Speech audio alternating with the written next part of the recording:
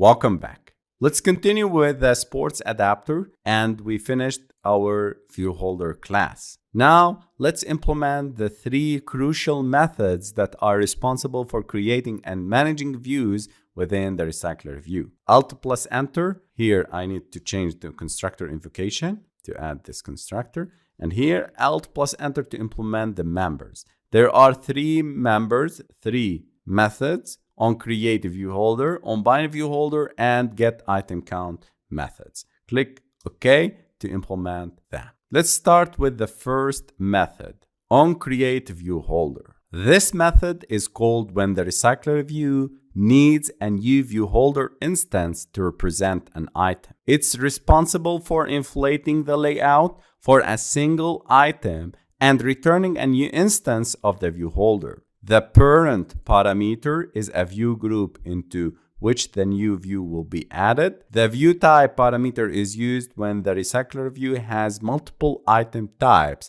allowing the adapter to use different layouts for different types of items. I'll start with val v equals to layout inflator dot from parent dot context and inflate method r.layout.cardItemLayout. The second parameter is parent and the third parameter is false. Then I need to return my ViewHolder and pass v as parameter. The layout inflator is a class in Android used to instantiate layout XML file into its corresponding view objects. From method is creating a layout inflator instance associated with the context of the parent view. Inflate is a method used to inflate a layout resource file into a view object. Takes into the parameter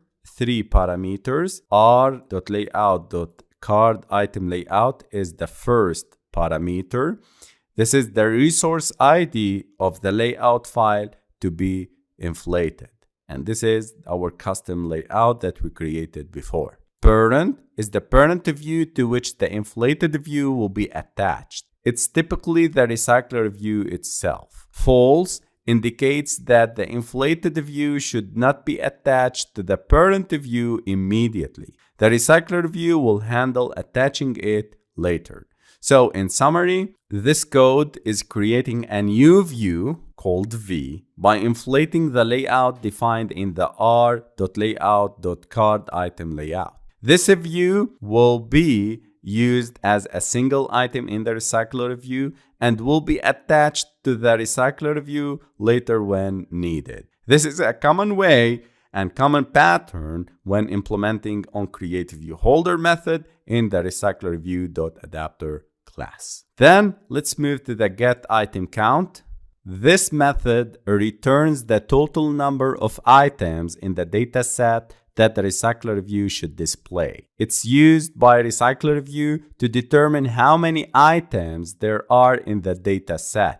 So it knows the range of positions to request ViewHolder instances for and to control the scrolling behavior. The implementation should return the size of the dataset, the size of a list or the number of items retrieved from a database or dataset. So here I need to return sports list.size. Since our data source is sports list, it's of type array list of sport model, we need to use the size to get the total number of items in our data set.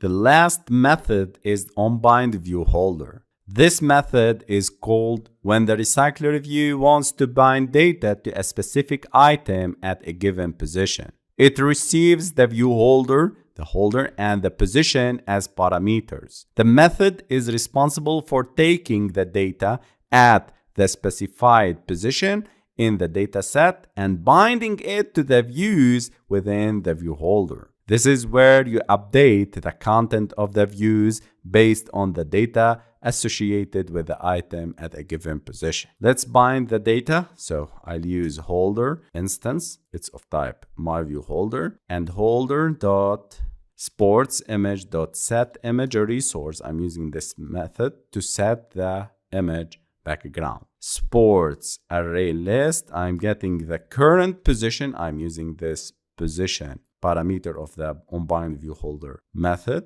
to get the sport image. Then we need to use the same holder to get the sports name dot set text, and here sports list getting the current position dot sport name.